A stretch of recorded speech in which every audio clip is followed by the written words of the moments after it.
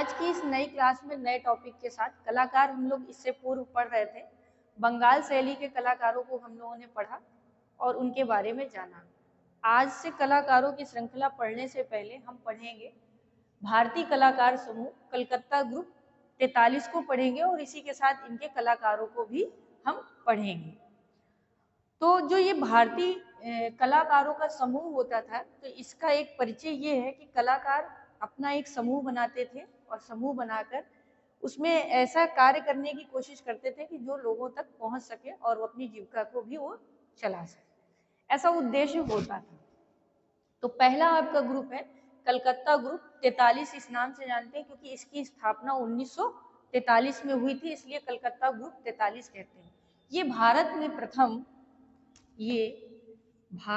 प्रथम या भारतीय कह लीजिए या भारत कह लीजिए, भारतीय लिखिए क्योंकि आप लोग भारतीय ज्यादा लिखते हैं, या भारत लिख लीजिए, जो भी है। ये भारत में प्रथम यथार्थ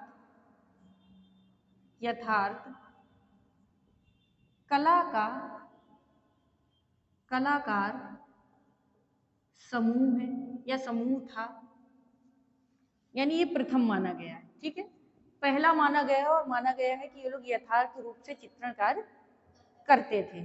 इस ग्रुप की स्थापना 1943 में हुई थी। तो इस ग्रुप की स्थापना 1943 में हुई थी। और किसने की थी? तो प्रदोष दास गुप्ता जी ने की थी। किस स्थान में हुई थी? तो मुंबई में हुई थी। ठीक है, कहाँ की थी? तो मुंबई में हुई थी। और इस ग्रुप से कितने कलाकार जुड़े थे? तो मुख्य रूप से या प्रमुख रूप से 8 कलाकार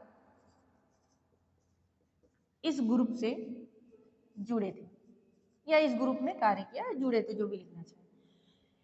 अब इस ग्रुप की बात करें तो इसकी पहली और आखिरी प्रदर्शनी दोनों ही कहाँ हुई है? मुंबई में हुई है। ठीक है, तो पहले इन सदस्यों के नाम जान लेते हैं, कौन कौन से सदस्य इस ग्रुप से जुड़कर कार्य किए हैं। तो उन 8 सदस्यों का नाम देखते हैं, इसे हम थोड़ा सा मिटा रहे हैं। 8 सदस्य, वो 8 सदस्य कौन कौन से हैं? तो ये 8 कलाकार। तो पहले तो आपकी जिसने स्थापना करी वो कौन है? प्रदोष दास गुप्ता। ठीक है, दूसरे हैं आपके सुबोध टैगोर। तीसरे हैं गोपाल घोष। नंबरिंग कर दें ताकि पहले, दूसरे और तीसरे। चौथे हैं आपके नीरज मजुमदार। पांचवे हैं आपके हेमंत मिश्र। छठे हैं आपके पारितोष सेन।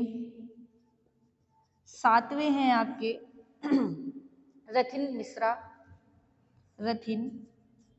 मिश्रा। और आठवें हैं आपके जैनुल आबेदीन। कौन थे? जैनुल आबेदीन। ठीक है, आबेदीन जो भी लिखते हो ये लोग, आबेदीन ही लिखते हैं। ठीक है, तो ये 8 कलाकार हैं जिन्होंने इस ग्रुप से जुड़कर कार्य किया। तो पहले हैं आपके प्रदोष दास गुप्ता, सुबोध टैगोर, गोपाल घोष, नीरज मजुमदार, हेमंत मिश्र, पारितोष सेन, रथिन मिश्रा और जैनुल आबेदी। इन कलाकारों ने इस ग्रुप में कार्य किया। अब इस ग्रुप के थोड़ी सी बात करते हैं कि इसकी पहली और आखिरी प्रदर्शनी कहाँ हुई है। तो इसकी प्रथम प्रदर्शनी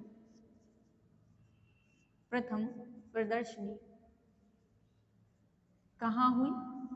तो इसकी पहली प्रदर्शनी हुई थी 1944 में मुंबई में। कहाँ हुई थी?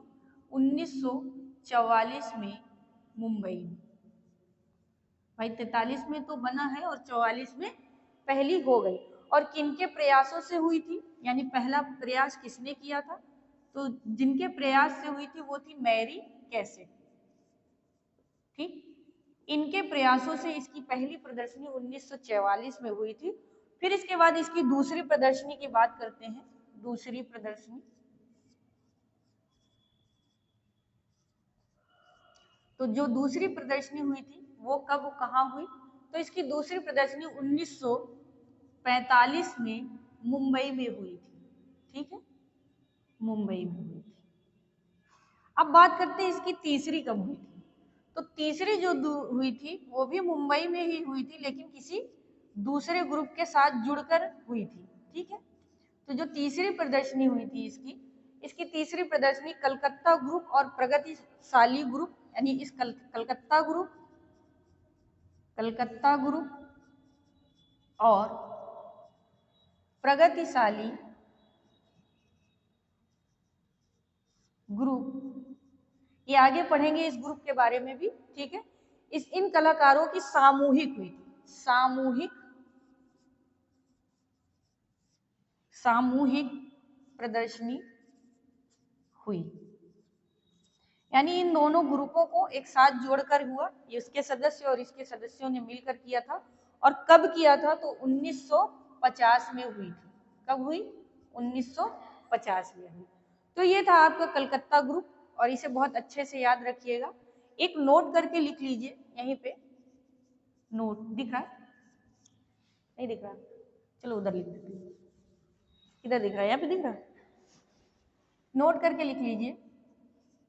तो नोट करके केवल इतनी बात लिखनी है कि इसकी जो है बंगाल दुर्भिक्ष के समय, बंगाल दुर्भिक्ष के समय, ठीक है,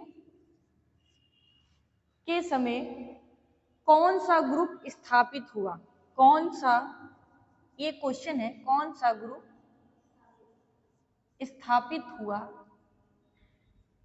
तो बस कौन सा था, वो आपका था कलकत्ता ग्रुप, कलकत्ता ग्रुप 43।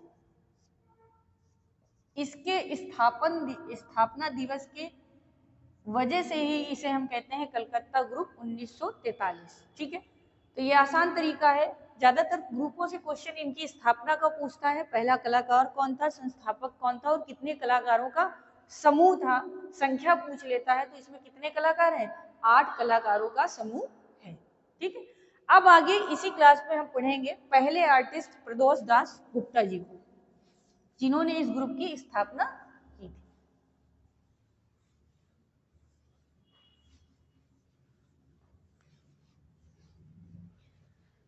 अब हम पढ़ेंगे प्रदोष दास गुप्ता जी को।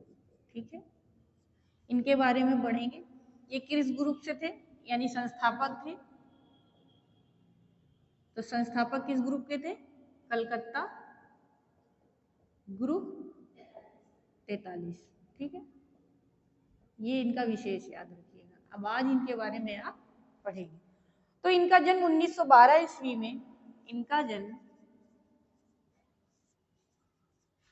1912 ईस्वी में कहाँ हुआ था, तो ढाका।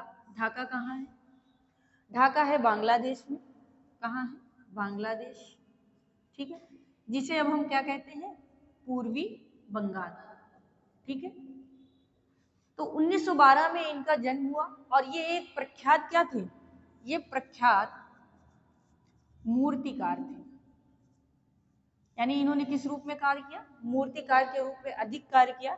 साथ ही साथ ये चित्रकार भी थे। ठीक है, साथ ही साथ चित्रकार भी थे।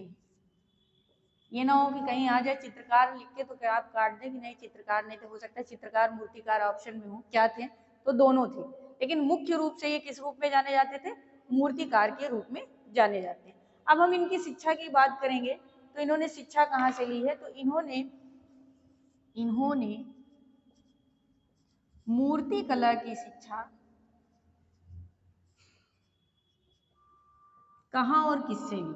ठीक है, तो जो इनकी मूर्ति कला की शिक्षा थी वो इन्होंने आरंभ में कलकत्ता में, यानी शुरुआत में, आरंभ में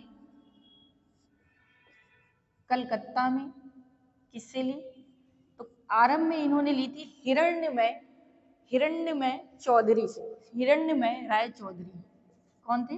हिरण्यमय राय चौधरी जी से इन्होंने आरंभ में यानी अपनी शुरुआती शिक्षा मूर्ति की किससे ली? हिरण्यमय चौधरी से ली।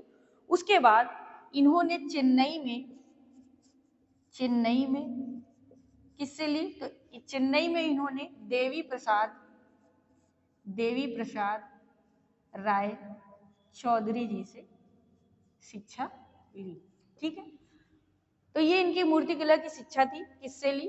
फिर इसके बाद इन्होंने बंगाल स्कूल की, जो ये कलकत्ता ग्रुप था, इन्होंने क्यों स्थापना करी? तो इन्होंने बंगाल स्कूल की रूढ़िवादी परंपरा का विरोध करते हुए कलकत्ता ग्रुप की स्थापना की। ठीक है, मतलब इनका मानना था कि बंगाल शैली आप पीछे से पढ़ के आ रहे हैं, और इनका मानना था कि जो बंगाल शैली के कलाकार हैं उनकी एक रूढ़ी चली आ रही है, बराबर से उसी विषय पे काम करते आ रहे हैं, तो उसी के विरोध में इन्होंने इस ग्रुप को बनाया और अलग पद्धति में कार्य करने की कोशिश की। तो ज्यादातर इन्होंने यथार्थ रूप को ही माना कि यथार्थ कला करनी चाहिए हम लोगों को। ठीक है, इसके बाद इन्होंने अधिकांश मूर्ति शिल्प बनाए हैं। ठीक है,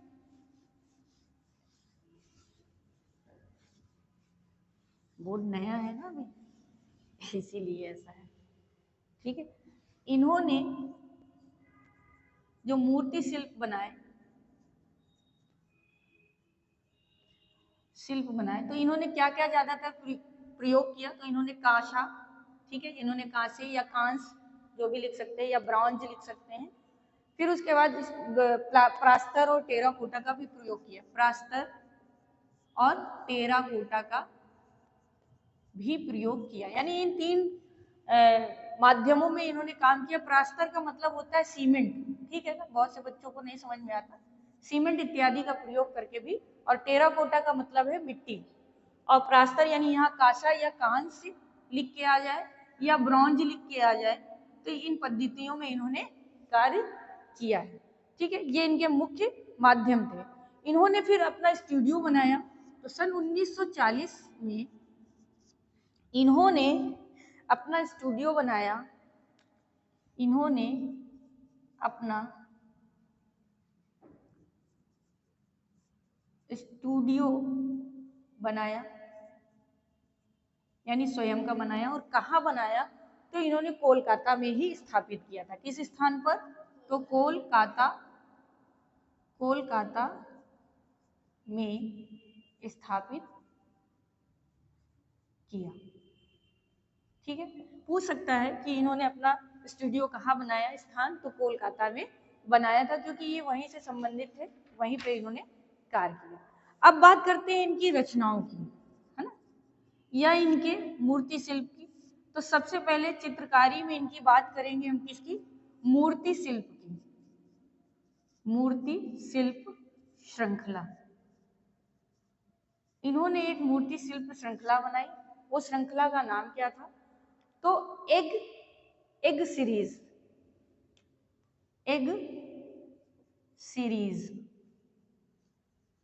कहिए या श्रृंखला कहिए, बात एक ही है। एग का मतलब है अंडा, ठीक है, अंडे की सीरीज या श्रृंखला, क्योंकि बच्चे कभी कभी श्रृंखला ना लिख के आए तो सीरीज लिख के आ जाता है। और किस में बनाई थी? तो कांस या ब्रॉन्ज में, बात एक ही है। ठीक, माध्यम पूछे। ठीक है, ये इनका प्रसिद्ध एक सीरीज या श्रृंखला है। इसके बाद इनके प्रमुख चित्र या मूर्ति शिल्प, ये श्रृंखला थी। और ये क्या है? मूर्ति शिल्प, यानी सिंगल बनाया, जो कि श्रृंखला के रूप में नहीं है। तो क्या है? माँ की गोद, किस माध्यम से बनाया है इन्होंने? तो माध्यम है इसका सीमेंट से बनाया है, ठीक है। सीमेंट कहिए या प्लास्टर कहिए, ठीक, लिख के आ जाए तो कंफ्यूज मत होइएगा, ठीक है। इसके बाद इनका दूसरा है जय हिंद, जय हिंद, जय हिंद, और ये बना है कांस्य से, ठीक। नेक्स्ट है इनका कंडोलेंस, कंडोलेंस, कंडोलेंस क्या होता है? ये कांच से बनाया है, किसी के मर जाने पे होता है ना। फिर है साबाथिंग, साबाथिंग, ये भी किसमें बना है? कांस्य में बना है। और इनका एक लास्ट है एग ब्राइड, ये भी कांस्य में बना है, एग ब्राइड। इसको सर्च जरूर करके देखिएगा, ये भी कांसे में बना है, ठीक है। एक अंडे की सीरीज बनाई है और एक ब्राइड भी बनाया है, एक ब्राइड अंडे का बना हुआ है, ठीक है। ये थे आज कलकत्ता ग्रुप में आपके प्रदोष दासगुप्ता, और कल की इसी ग्रुप में, कलकत्ता ग्रुप में अगले कलाकार को हम पढ़ेंगे गोपाल घोष को। और सभी बच्चों से निवेदन है कि इसको लिखते भी रहें साथ में, ये वन लाइनर नोट्स ही है आपके, और क्लास को ज्यादा से ज्यादा लोगों तक पहुंचाएं।